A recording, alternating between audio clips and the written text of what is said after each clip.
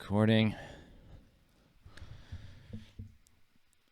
And we are live. Welcome to episode 44, where I have a very white voice. Dun, dun, dun. Hello. Hello, Mass Polly.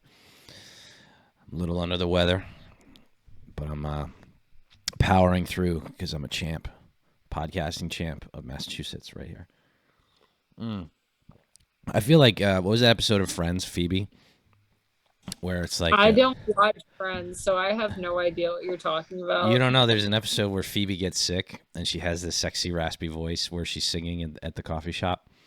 And when I get sick, you know, my voice drops a couple of octaves or whatever. You know, so I have a bit more of a hoarse voice. So you can hear it when I'm speaking. I don't have the vid for those listening. You know, and we were saying that we just recorded the Patreon episode. I kind of wish I did have it because I want to get this out of the way. You know, because I'm just tired of it. I'm just exhausted, and now I'm being sick, without having, you know, a positive COVID test. like, oh man, I got to go through this now. So I have a scratchy throat, and yeah, chills. It's great. How are you? You just want to get it over with, right? Now I'm that done. I've had COVID, it's like now I just want to be done. Like, do you know what I mean? Yep. It's like you kind of want it now. Like now that you know that like Omicron is like not as bad as Delta or like the original strain. Yep. Fully vaxxed here. Fully vaxxed. Everybody's getting it and they're fully vaxxed. Everybody's boosted and they're still getting it. Okay. Well, now, yeah. And so you kind of just want it at that point. Like I was saying that to my friends on the Utah trip that where I was like, hey guys, like Chris and I don't have to worry about a damn thing now. We are not masking as hardcore as you all because we've had it recently. Yeah. Well, it's but like you got it and you're boosted, and so many people who are fully vaxxed and boosted and wore masks and they got it. Because it's a virus. Because it's a virus. It's not a goddamn moral failing. This is right. Oh God, Well, I love stopped it being a moral failing once all the liberals in like New York City and DC started getting it. Yeah. Like that kind of, and like in Massachusetts up here, it's like it never really was a moral failing to begin with. It was a virus that was, you know, the Chinese government lied to us about what it was, and it came here, and we were not able to eradicate it because it's a respiratory virus. It's extremely transmissible. So what was everybody expecting? And so we tried as hard as we could. We couldn't. And now Omicron's here, and it's super duper transmissible now. And I got it, but apparently you didn't. No, I got something else. Maybe the regular flu. I don't know. Which, you know, it sucks if I don't know. I wish, you know, in my brain that somehow I'll be, you know, it'll bolster my immune system for Omicron, and I mean, I wish that were the case, but who the hell knows? But just everybody's exhausted from this thing. Everybody. Oh, I'm so done. I'm so done. Do you know what was great today? The what? Boris Johnson. Oh, on the floor of the Parliament, and you may, I forget if you quote tweeted or just retweeted it, but basically rescinding all masks, all vaccine mandates, all show your papers, just about all isolation. The polling there must be abysmal. And well, you know what's going on over there, right? They found out like all the Tories had parties like on the secret end. Right. I heard about that. Isolations, and so like everybody is going over to Labor right now, which, you know, like Labor, I mean, Keir Starmer, he's not going to do anything. Like I hate to break it to you, their party is still in bad shape, but yeah, it looks like their next general election, I think, I don't remember when it's in within the next few years or so, or next year. They can call one anytime they want to. Right. But Boris will not be leader of the Conservative Party. Yeah, the polling on this is very odd. There was that Rasmussen poll earlier in the week, which that Twitter account is hilarious. The Rasmussen Reports one, but the poll of Democrats who want to do Australian style yeah, crazy shit in the United throw States. people in camps, fire people from their jobs. And finally, 29% of Democrats think that you should have your kids taken from you. Your kids taken DCF. from you. DCF sort of stuff. This is the authoritarian nightmare that we're rapidly approaching right now. And I in the show text description, I put about in Michelle Wu and the mandates, and she's getting pushback from some of the police that were fired because they wouldn't get the vaccine. And the breathless, oh my God, the pearl clutching that took place a few days ago. How dare these people go to her home and protest? Well, all right, let me say first out. How dare people go to their home? Yeah. I mean, we literally had to deal with Susan Collins, people going to her home and sending packages to her home in vain. And threatening her. Tucker Carlson, that happened to him. I mean, Charlie Baker. You all didn't feel sorry for these they're people. So full of shit. I mean, you and I are not going to be the type to protest out in front of Michelle Wu's house. But at the same time, do you not have any sort of self-awareness? No, let me tell you who the whole GBH crowd of Dan Kennedy, Adam Riley, Sue O'Connell, everybody, all the, I think even John Keller over at WCVB, they're all and of course the Boston Globe, how dare anybody, violate the sanctity of somebody's home and gasp, they called me Hitler. Yeah, damn. Oh my God. Oh, they called you Hitler? Oh my God. Wow, what a new sensation for you. This new feeling that you have of being called something that you absolutely are not, but at the same time, you're doing extremely authoritarian things. How strange that you might be called Hitler. It's one of those things where it's deplorable when anybody does it. That's my personal feeling. Oh, absolutely. It's a weak accusation. It's pathetic because everybody just jumps to that. Well, you see Nikki Fried down in Florida said straight up that she had studied Hitler. She said this. I studied Hitler, and Ron DeSantis is like Hitler. And the funny thing is, whenever you get into these discussions with the left and progressives who love to throw that around, it's what exactly are you talking about? Because what I'm talking about is people have been fired from their jobs. You haven't given them any choice in the matter. Well, here's your choice: get a shot in your arm, or you don't work anymore. That's not the choice. Oh, if you want to go into a restaurant or live your life, if you want to eat or work, you have to get a shot. That's your choice. Oh, and by the way, if you walk in anywhere, you have to prove that you've been vaccinated. So you have to show your papers. Show my papers? Yeah, show your papers. Okay, so on which side of the spectrum here are we talking about more Nazi-ish and fascistic? It definitely leans in one direction, and it's not the Republican direction. The conservatives are definitely not asking for this at all. It's kind of interesting, the party of throwing around the voter suppression thing. Republicans are doing a shitty job of suppressing out the vote because they're definitely not asking, at the polls, stopping any of that kind of stuff. It's one of those things where it's just we know which side is doing all of this, and they just keep on coming up with bullshit. And they're, people in the media who support them just aid them in doing that. Shame. But sorry, go ahead. You go ahead. Shame on every single member of the Boston area media for intellectually they acknowledge this, they know it, but they don't care because they're on Team Blue. They know it's wrong, that you shouldn't have to show your papers to go eat a taco.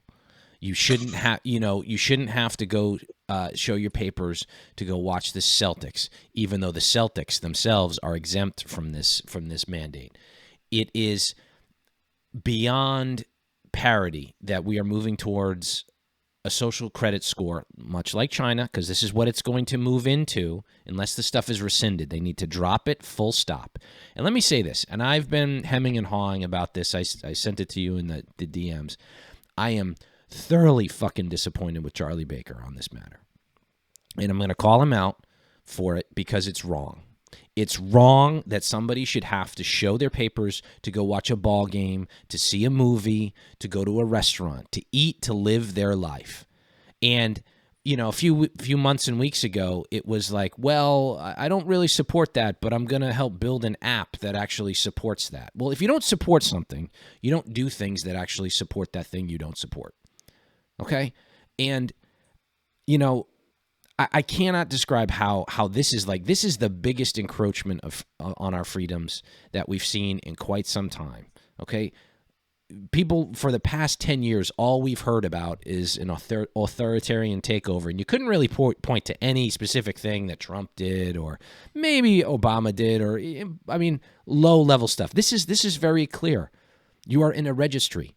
You have to show your pass to get into anywhere. If you don't qualify for it, you are not allowed in. How is that acceptable to somebody who can be a Republican? I don't even know how that's acceptable to somebody who can call themselves a liberal. It's disgusting. It's disgusting. It has to end. And by the way, forget about the people who this fucks over. Like, there are a lot of people out there without smartphones, and they're mostly in poor and economically disadvantaged communities, in minority communities, and you're fucking them over. Okay, good. You don't care. You don't give a shit. Fine. Be progressive. That's what progressives do. Okay? And I'm getting very angry at this because this is going to be one of those things where if it continues, if it keeps going down this road, like, you know, you're going to ruin the state. I'm certainly not. I can tell you right now, if this kind of takes over Massachusetts and rules the day in Boston, I mean, I'm out. Why would I stick around for that? And I'm really disappointed in some Republicans who I saw out there who are like, well, what's the big deal? I got my vaccine, so I can show my pass. It's like, that's not the point. That's not the point. The vaccine should protect you. You and I are both vaccinated and I'm boosted. I don't really want to be pulling out this vaccine card and having to show it in order to enter someplace. I mean, going into Maura Healey, we know that Charlie Baker is not running again. We know that Maura Healey is going to be announcing that she's running for governor. I think that she has a huge she's not very authentic. And so for me, coming from the South up to the North, and now I live in New England, I can see how people in New England like her, but for me, who actually like people with personalities, she comes off very dry. And so, you know, that this will get worse under her. If COVID comes back around, there's more variants, you know, that we're headed for bad decisions under her. Right. And, you know, barring Marty Walsh entering the race, you know, she's the odds-on favorite to win the whole thing. On our side, you know, Baker's late decision not to run did kind of fuck over the other Republicans who might have run. It's his decision, fine, but it takes a lot of money, organization, and time to get the delegates to develop papers for nomination come out in like a few weeks, maybe within a week or so. Like, you have to have that organization ready to go to pick up those papers and get 10,000 signatures. If you don't have that, it's a really tough. You have to get on the ballot. You have to do that. And Jeff Deal's just not going to get it done. And even if we find somebody else, you know, I hear this, wealthy investor from the South Shore is thinking about running, Chris Doty. Good. I haven't heard him say a word. Maybe he's good. Maybe he's not. I don't know. But then the party, if like somebody beats Jeff Deal in the primary, the party's just going to pull all their resources. There's no resources to have, but there's no organization behind it. Like, it's not good. It's probably in a our third topic here is the Democrats' very bad, no good January. They're ripe to lose so much, and we're going to let a Democratic governor take over Massachusetts. It's so crazy, right, Yeah. Jeff? Like, I mean, in Massachusetts, the Republican Party decided to death grip Donald Trump beyond all reason, and still death grips him. And so, Yeah, they won't give it up. That's the crazy part. They're still talking about it. They yeah, still think it's going to be a thing. They're so far behind the ball. I mean, if we were talking about how the Democrats are an hour late to the party, the Massachusetts Republican Party is 2 hours late to the party, and the party flipped over. Yeah. And so that's really concerning. You know, you and I are clearly on the DeSantis train. We talk about actual issues that affect voters right now. What I'm hearing out of the Donald Trump camp, I mean, they just don't talk about those things. I mean, and that's one of the reasons why you see Donald Trump's polling go down within the Republican Party going into 2024, and there's rumors of him running again. We see that polling going down. Like, it's not 85%; it's like low 60s. Yeah, well, and low 60s is not where he wants to be. Even a solid 30 does not get him a nomination.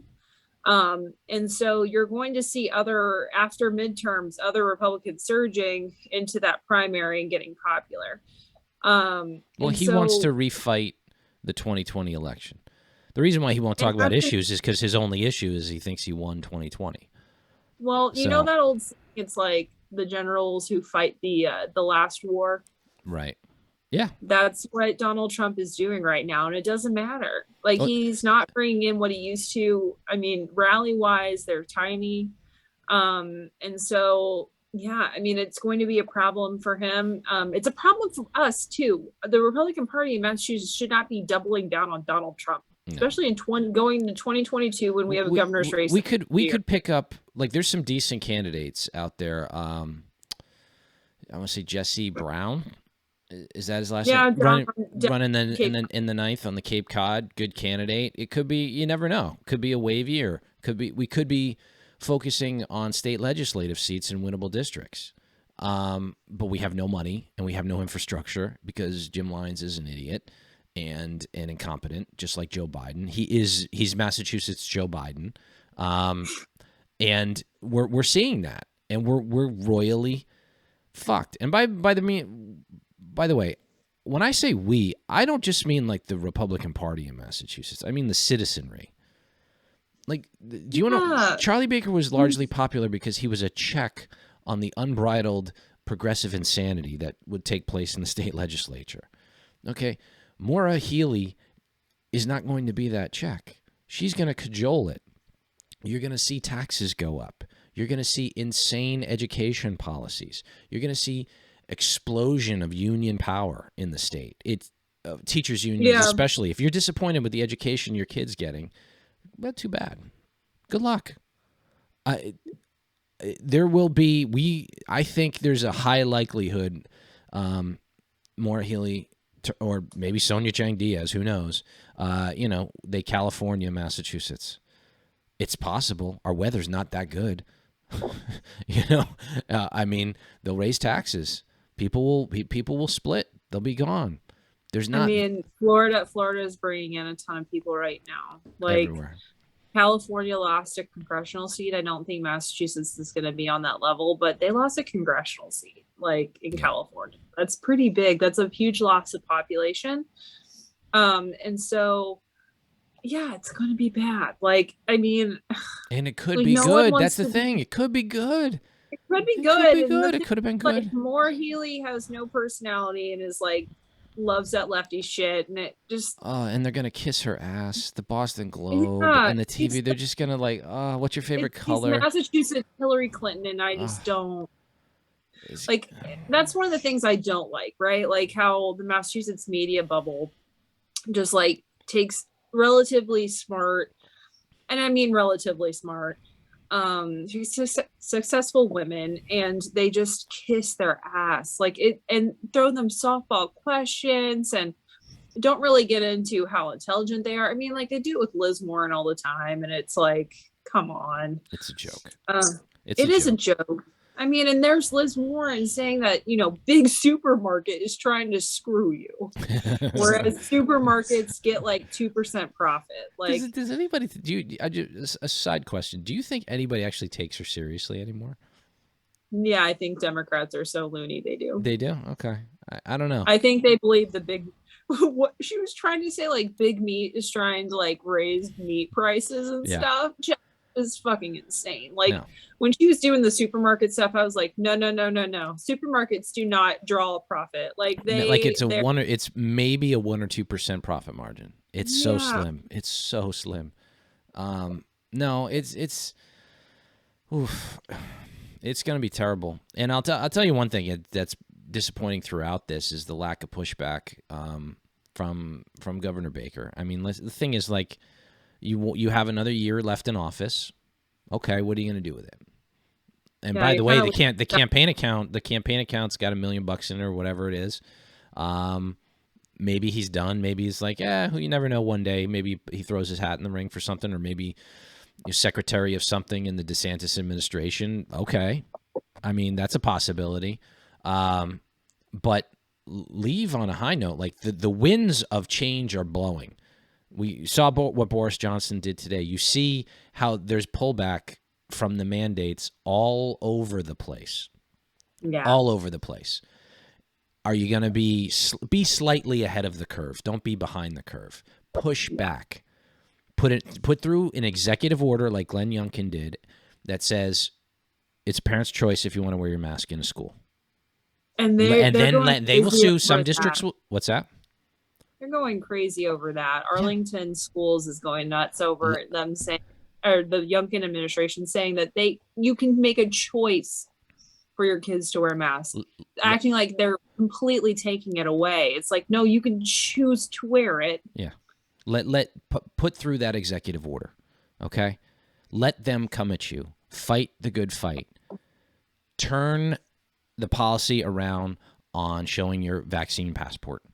Just end it. Come out against it. But this is the thing. I hear on background, no, like, I think he likes it. Like, he's a big government guy.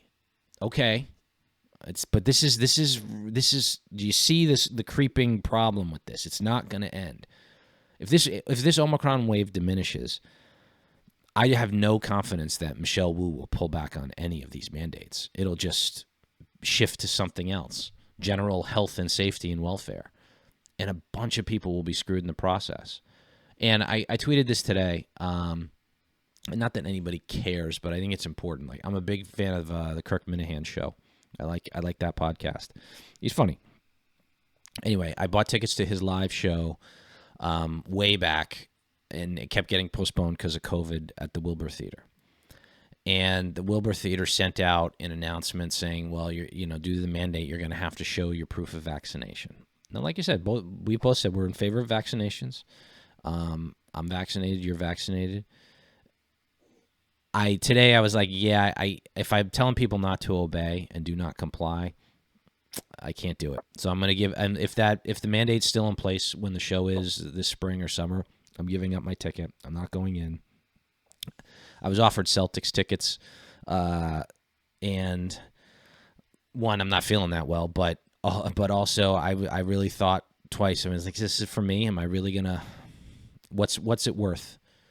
I mean, what is it worth going to see the Celtics if I'm gonna feel gross having to show my papers walking into the Boston Garden? And it's a small thing. People will be at big fucking deals. Stay in the suburbs. Okay, all right. Well, you know what? Maybe I'm just. Well, the suburbs is also doing that too. Like my town, Salem. So. Yeah, you're an anomaly. Like Salem's fucked. Like at least I'm in a normal suburb, but like you're like they are. Every progressive thing, they're like the first to, like, it's them, Salem and Somerville. They're like, oh yeah, And I love living in Salem, guys. Like I actually do like living in Salem. Like it's pretty cool, but yeah, God. I mean, I guarantee you the first internment camp will be set up in Salem. God, by the Wiccans, right? Yeah.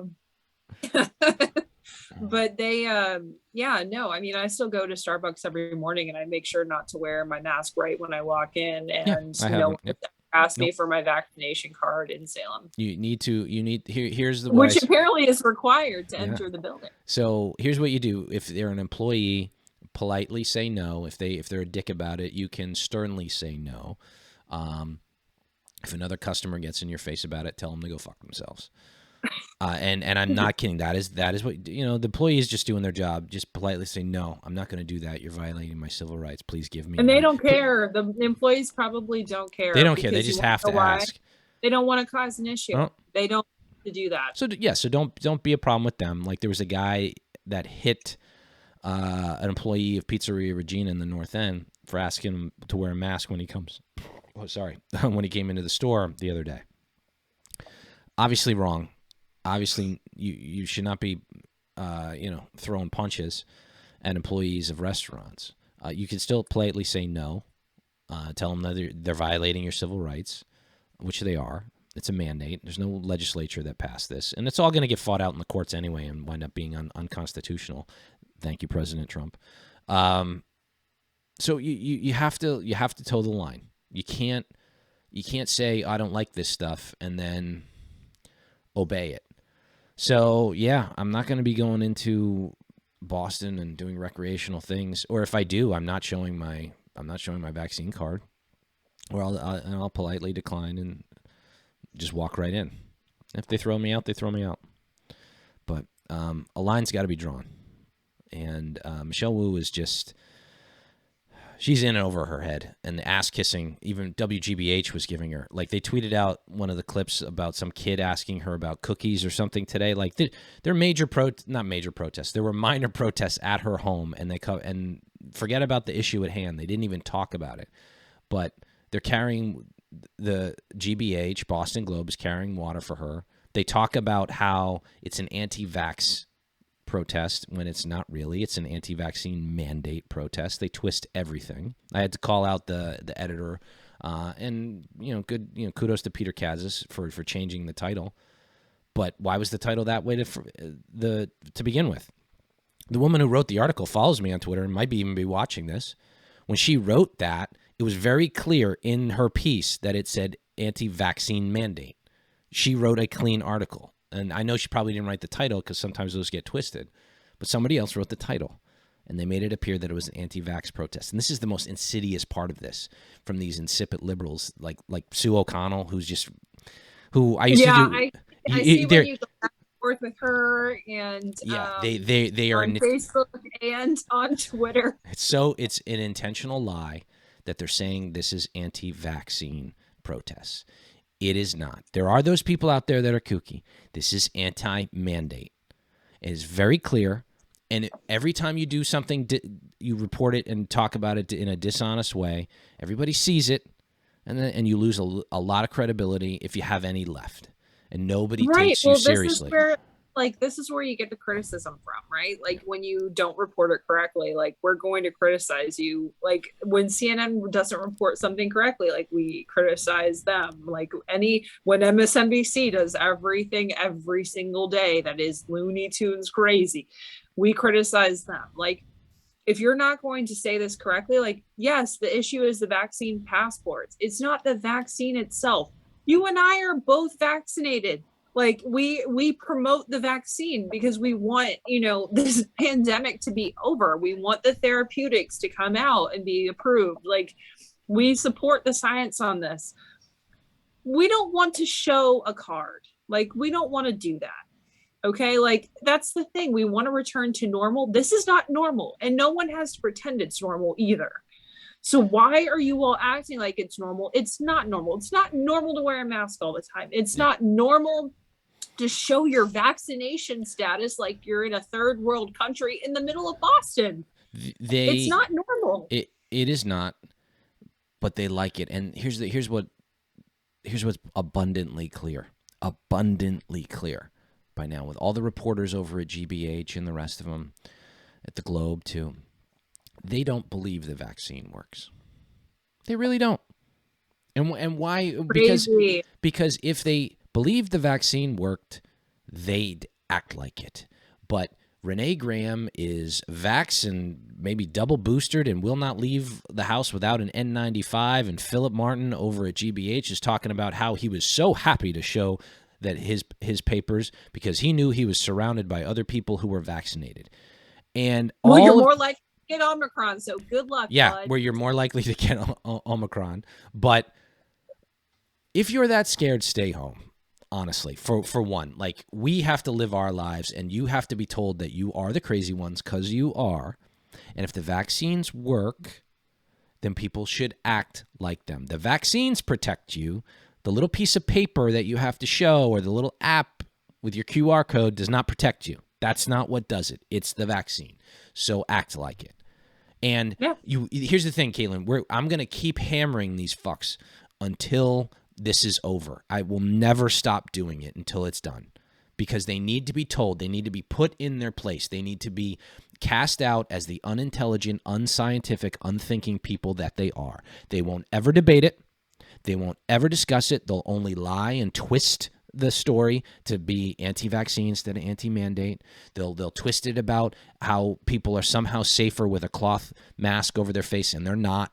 How now we're going to require mandatory N95s for kids. Well, kids don't get this that bad. Do you even have kids that are this age? Like, what are you talking about? Like, this is where we get into this crazy, crazy stuff. These people need to be stopped. They need to be stopped. In Massachusetts, it's not going to be stopped through electoral change, because we're not going to have it. It's going to be done. In the United States, I do think that we're going to go into the third topic now about the Dems' no good, bad January. You know, they're looking down the barrel at electoral shellacking. Okay. It's really bad, Jeff. On the polling front, Biden's at the lowest he's ever been. He's at lower than Donald Trump was his first year into presidency. Rightfully so. That should actually really scare Dems on the local levels, and it's not scaring them into action. It's scaring them into more political fatigue, ironically. I mean, I kind of assume in polling that you're going to have polarization baked in, like 30% of Dems who just say they support Biden and yellow dog, no blue, no matter who, right? We've hit that floor. Q poll, I think, came out, was it early January? I think this is when I had COVID. That Biden was in low 30s approval rating with, I think it was like 55 disapproval. I don't have the numbers right in front of me, or I would say it, but it's over 50. And that at the time, people were saying on Twitter that it was an outlier. You're seeing polling now starting to start to reach that Q poll. Which means that is starting, it could be the outlier, just the farthest out point, but the other polls are meeting it. So it's not really an outlier. They're having a very bad January. I mean, they decided to go to voting rights immediately after BBB was killed. And tonight I can now say that they got defeated on that 51-49 to proceed, or to change the rules to proceed.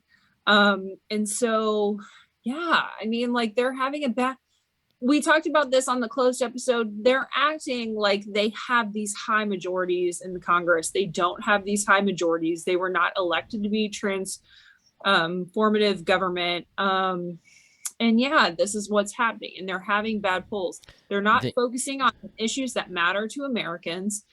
And you're seeing that when this disapproval is going up through the roof. They honestly don't. I don't think they understand how America works or functions. There's just a disconnect. I think they understand and they don't give a shit. That's how I differ. No, I mean, I'm sure there's a lot of that, but I think a lot of them just think. I think there's really ones. Take the local ones and even AOC, but Ayanna Pressley. It's like you lose an election, right? It's like when Democrats lose an election, like now they're like, we will not stand for this. We will resist. This is not legitimate. Donald Trump is an illegitimate president. Like, you heard this for 4 years. For 4 years, you heard that. Hillary Clinton said that multiple times on her podcast recently within the last year, that he was illegitimate. Like, Ayanna Pressley, Catherine Clark, Hillary Clinton. Like, this has been reinforced, right? So you say that, So what that means is that you won't so that they don't think Gorsuch and Kavanaugh and Amy Coney Barrett are legitimate because of what, maybe what Mitch McConnell did or Trump being president, and they don't respect the results of elections. They talk about democracy this, democracy that, but they really just, unless they win, they don't understand that that America does not like what they have to offer. So there's this. It's a real bad. This is taken over too many of them. A lot. You'll hear about some sane ones like Manchin and Sinema, who I probably don't agree with on a whole bunch of stuff, but at least they're saying they get it. They're you can't. Sinema is pro-choice. She's pro-spending where it matters. Manchin is still pro-choice, pro-spending where it matters. There's still Dems, and it's they're the sane ones. They're the centerists. What? Yeah. Do you know what I mean? And it's but you hear them, the lefties attack Sinema and Manchin as if they're the only ones in charge. We didn't. You hear this? This is open discussion in left-wing Twitter. We didn't elect Joe Manchin as president of the United States. I'm like, wait. What do you think? What do you he's a member of a co-equal branch of government, and there are right now 51 or 52 senators that do not want to change the filibuster rule. And they're like, since when does 52 out of 100 mean you get a majority of the vote? Since when did 50 be majority is? Yeah. If you're going to take it 50-50, 52 is more than 48. And that's how math works. It's technically a plurality, but not 52 out of the 52 out of the 100 is definitely not a plurality. It's a majority. So but they don't get it. They really think that if they scream and yell democracy enough, that they're going to get their way. I don't want to go anything under 60 to give them any type of argument win on saying it's a true majority. That's where I'm saying. Do you see what I'm saying? Right.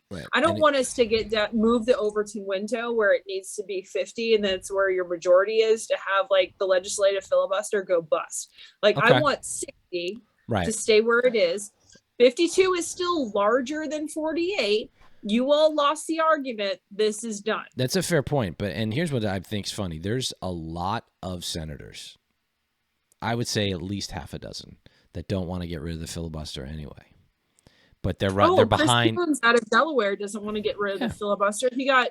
I doubt Maggie Hassan up in I doubt Maggie Hassan in New Hampshire does, but she's getting, you're going to get roped into it. It's insanity. These people, they don't. It just happened a few years ago. Mitch McConnell warned it, and they're like, well, Mitch McConnell would do it in a heartbeat. If he did, he would. If he wanted to, he would have. He has. He's been given. Trump literally wanted him to get rid of the legislative filibuster. McConnell's like, no, we're not going to ever consider it. And then Joe Biden has the audacity to say that he's institutionalist of the Senate. No, you're fucking not. Shut up. That stuff pisses me off. I get really red-pilled on that kind of stuff because those rules, you want to change the rules because you lost an election. You need to be honest about what your premise is. And when you're not honest about what your premise is, then I have no, I go 100 on you. Ed Markey is at least honest about it, stupidly. But he's like, we need to pack. 100% honest about it. He's like, well, we need to pack the Supreme Court so we can get the decisions we want. And there's wait, Ed, you're not supposed to say that part out loud. And it's like, well, we need. No, that's what I really feel. Yeah, we need to add. We need to add. Well, at least respect that you're an authoritarian jackass. Yeah, add Puerto Rico add Puerto Rico as a state so we can get 2 more senators in the United States Senate. Ed, that's not why. Wait a second. So Puerto Rico statehood is in the GOP platform. Did you know that? I did not know that. Statehood is the big one that they're arguing. Wait, maybe it was DC. They want those 2 maybe it was permanent DC. seats in DC in our federal district. And that's the one that I am really hardcore against because DC is supposed to be a federal district on purpose. Correct.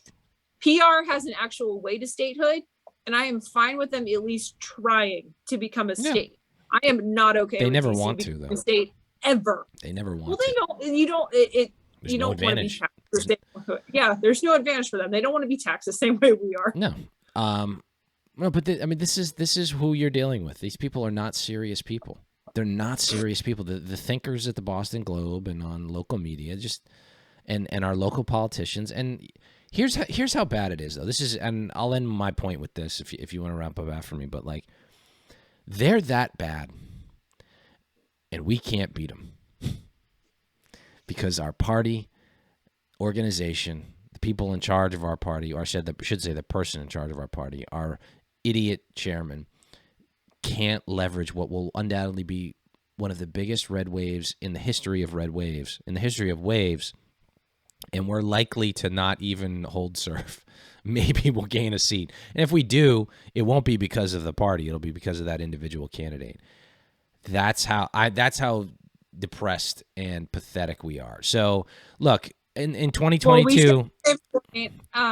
Jeff, about the state party going into the thing is like, I'm so excited about the red wave that's coming in 2022. The candidates that we have on the docket nationwide, we have a good slate of people coming in, and Massachusetts, nothing.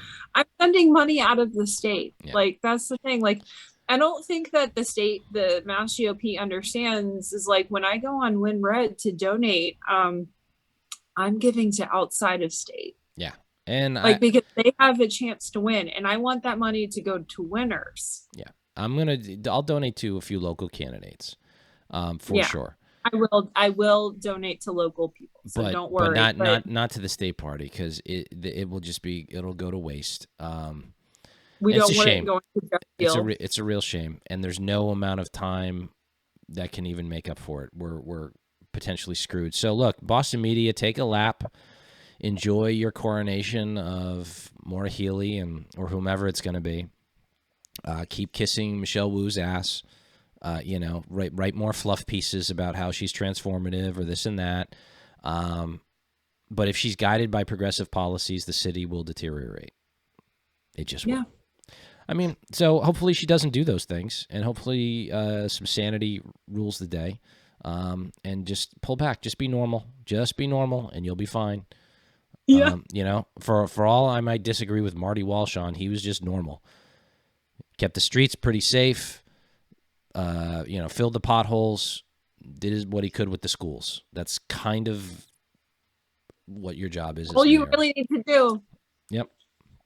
So, not become an authoritarian nightmare. All right. Anything else as we wrap up? No. All right, everybody, don't forget to go over to the Patreon, patreon.com/RINOpod, only $1 a month. We always appreciate your support. You get exclusive content there. And, hopefully I'll feel better, taking lots of vitamins, and I will hopefully you don't actually catch COVID. Yeah, that'll be interesting if I get COVID on top of this. Two negative tests. What am I going to do? So it's just the flu, just a cold. All right. Have a good night, everybody. Bye-bye.